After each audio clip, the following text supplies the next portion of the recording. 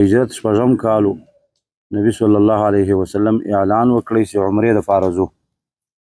د اعلان وجه دا وه خوب یې لیدلی و چې عمره کوي، نو د نبي خوب خو وحی وي، دا د الله د خوا وعده وه چې عمره به کوې، ولیکن خوب کې الله تعالی کال نه ورښولی چې کوم کال. نو نبي صلی الله علیه وسلم خو بشر دی، په غیبو نه خبر.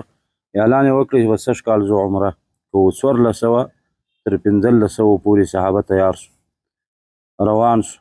چې کله د حدیبیې مقام ته ورسېدو نو د رسول الله صلی الله علیه وسلم اوښه چې قصوا نومېده دا پرېوته، او چې هر څومره نارې به یې په وکړې به نه پورته کېده.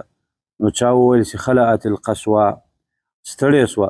نبي صلی الله علیه وسلم وویل چې ما خلعت القصوا وما ذاک لها بخلق، نه ستړې سوې ده او نه یې دا عادت دی، ولکن حبسها حابس الفیل، الله یې مخې ته نه پرېږدي. هغه الله چې دلته یې فیل بند کړی و د کعبې څخه، نو هغه دا اوښ هم بنده کړه د کعبې څخه. یعنې الله تعالی نه غواړي چې موږ ولاړ شو، ځکه چې د الله په کور کې مکه کې جنګ پیښ نه شي. او بیا رسول الله وعده وکړه چې قریش که زما څخه د هر شي غوښتنه وکړي چې د الله تعالی د حکم تعظیم پکې وي، زه به د دوی غوښتنې ورسره ومنم. نو بیرته یې مخ راواړوئ او بیا اوښه راپورته سوه. نو دا د حدیبیې په مقام کې یې خیمې ودرولې، دلته د مکې څخه رابند شو. مشرکین خبر سوي وو، هغوی راوتلي وو د وسلو سره د جنګ په نیت باندې، او په زور یې دوی منع کولو. نو الله رب العالمین د دې حیوان د دې اوښې په زړه کې ورواچولی چې مخ ته مه ځه، چې جنګ پیښ نه شي. او صحابو خو ځان سره ډېرې وسلې هم نه وې راخیستې، یوه یوه توره ورسره وه. نو نبي صلی الله علیه وسلم دلته دې مقام کې پاتې شو. عثمان یې واستوئ، د مکې خلکو ته پیغام وروړه چې موږ په نیت د جنګ نه یو راغلي، په نیت د عمرې راغلي. عثمان چې هلته ورغلی رضی الله عنه، نو قریشو یې ښه استقبال وکړی، ځکه دا عثمان نغنوسي و په جاهلیت و اسلام په دواړو کې یو مخور انسان. نو هغوی ورته وویل چې ته خپله عمره وکړه. عثمان قسم واخیستی چې د الله رسول نه یې کړی، زه بیا تر هغو ونه کړم، ځکه صحابو دا تربیت اخیستی و چې د الله او د رسول څخه به نه مخته کېږئ. یا ایها الذین آمنوا لا تقدموا بین یدی الله ورسوله، د الله او د رسول څخه مخته مخته مه کېږئ. نو رسول الله یې نه ده کړې، نو زه هم نه کوم. هغوی ورپاته کړئ، عثمان نو یې ځان سره وګرځوئ د مېلمستیا دپاره. رسول الله صلی الله علیه وسلم ته اوازه راغله شهید کړی دی.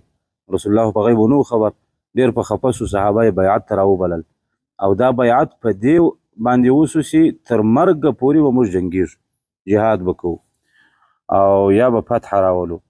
نو هغه وه چې وروسته د عثمان په خپله رالی، نو هغه د مرګ اوازه دا یې دروغ سوه. نبي صلی الله علیه وسلم د صحابو څخه بیعت واخیستی چې دې ته بیعت الرضوان وایي، او د عثمان بیعت یې په خپل لاس واخیستی، یو لاس یې په بل لاس ووهلی چې دا د عثمان بیعت دی. د هغه څه وروسته د قریشو مشران راشروع سو د خبرو دپاره، یو د بل په بل پسې، تر دې چې سهیل په نوم باندې، سهیل ابن عمر په نوم یو مشر و د دوی، هغه رالی. د هغه په راتلو رسول الله نیکپالي وکړه، ځکه د هغه نوم سهیل و، سهل سهیل، په دې نومونو نیکپالي کېږي. نبي صلی الله علیه وسلم صحابو ته زیری ورکړی چې ستاسې کار الله اسانه کړی، د ده په نوم یې نیکپالي وکړه.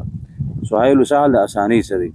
او بیا وویل چې دغه سړی رالی چې د هدایاو تعظیم کوي، د خپلې هدایاوې ور ولاړې کړئ.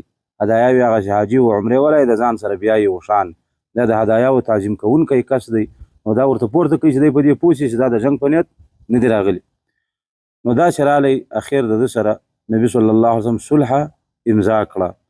صلحه په دې باندې وسوه چې بیرته به واپسېږئ، په کال به راځئ، او په کال به فقط د 3 ورځو دپاره راځئ، یوه یوه توره به در سره یې، نور وسلې به شی نه راوړئ. او بل په دې باندې صلحه وسوه چې 8 کاله به زموږ او ستاسو ترمنځ جنګ نه وي.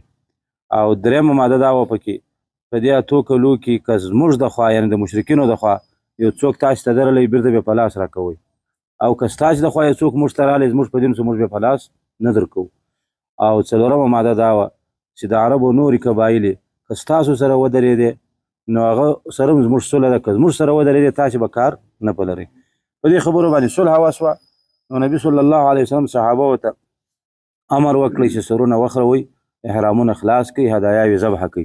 صحابه دې ته نه تیارېدو چې ولې موږ دا کار وکړو. رسول الله صلی الله علیه وسلم لږ خفه سو، کور ته خیمې ته ولاړی. ام سلمه ورسره وه، هغې ته شکایت وکړی چې خلک خبره نه مني، ام سلمې ورته یا رسول الله خلکو ته څه مه وایه وروځه په خپله سر خرونکی راوغواړه چې ستا سر در وخروي ته احرام خلاص کړې خلک چې ستا کردار وویني خپله به ټول ستا تابعداري شروع کړي نو ډېره ښه مشوره یې ورکړه نبي صلی الله علیه وسلم هغسې وکړل نو خلکو د رسول الله په تابعداري کې دومره تیزي شروع کړه چې نږدې وه چې یو د بل غاړې ور پرې کړي دومره په تیزۍ یې دا سرونه خرول په دې کې عمر رضی الله تعالی عنه بار بار رسول الله ته راځي او ورته وایي چې یا رسول الله تا موږ ته نه وویلي چې موږ به عمرې ته ځو نو نبي صلی الله علیه وسلم ویل ما خو درته ویلي وو خو دا مې نه و درته ویلي چې دا کال خامخا به ته ځې عمرې ته الله تعالی به دا وعده پوره کوي بل یې دا ورته ویل چې یا رسول الله موږ په حقه نه یو او دوی په باطل نه دي رسول الله ویل یو دوی په باطله دي وایي موږ که مړه سو جنت ته به نه ځو او د دوی مړي به جهنم ته نه ځي وایي ولې نه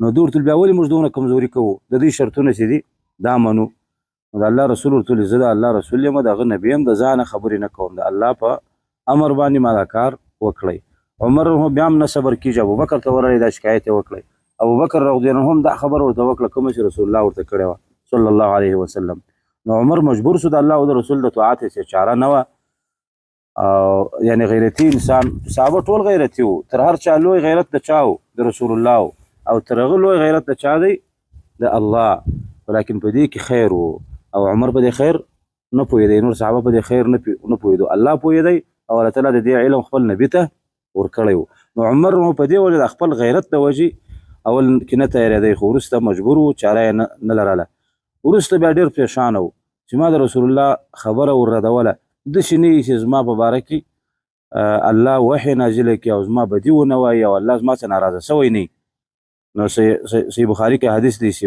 د واپسۍ کې چې دوی مدینې ته ځي نو عمر د رسول الله څخه لیرې دی یو چا ورغږ کړو چې رسول الله دې غواړي دی وایي زه سخت وویرېدم چې زما په باره کې وحی نازله سوه او الله تعالی به ما ته په غوسه وي وایي چې رالم نبي صلی الله علیه وسلم زیری ورکړی او ورته ویې ویل چې ما ته الله تعالی یو داسې صورت نازل کړی دی چې د ټولې دنیا او د ټولې دنیا د نعمتونو څخه مې خوښ دی او بیا یې دا زیری ورکړی چې دا صورت انا فتحنا